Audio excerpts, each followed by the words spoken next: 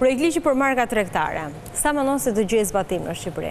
Nuk do të gjejë zbatim nëse në institucionin për shembull që duhet bënte ndalimin e këtyre samplave, le të themi janë sample quhen, janë bluza, mund të jenë pantallona që importohen dhe më pas vendoset logo.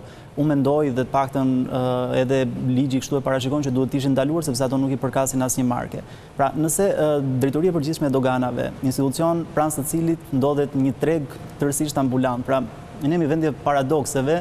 Në qendër të Bankës Shqipërisë kemi tregu më të madh informal, në pranë Drejtorisë Përgjithshme e Doganave kemi një treg informal, kemi tek institucionet e tjera që duhet sërish të bëjnë kontrollin e tyre tregje dhe pra shkollë sa ne nuk shohim aq pranë dhe aq afër ku i kemi. Nuk fshihen janë në ballë të vendit. Atëherë jo vetëm ligji për pronësinë intelektuale, për pronësinë industriale, por çfarëdo lloj nisme tjetër do të ishte le të themi shumë e vështirë. Madje unë mendoj që problemi më i madh përveç se sa konkurrencës, që sigurisht është një problematikë shumë e madhe, është dhe tha zoti Prençaj që ajo kompania Sauk sigurisht përballet me problematika të mëdha për shkak të importit që vinë. Ne importojmë nga Kina, nga Turqia dhe nga Italia. Nga Kina cilësinë më të lirë të mundshme, më të ulët të mundshme, nga Turqia më të ulët të mundshme, nga Italia le të themi mesatare. Por ne kemi problemin e madh me negociatat e antarësimit. Ne kemi disa kapituj që janë pikërisht tek pronësia intelektuale dhe këto kapituj janë çelur, por është shumë e vështirë që të mbyllen. Ne themi që do të mbyllen. Edhe ky projekt ligj besoj se rrjedhoje e këtyre zhvillimeve është. Po, por tashmë ti nuk mundesh thjesht që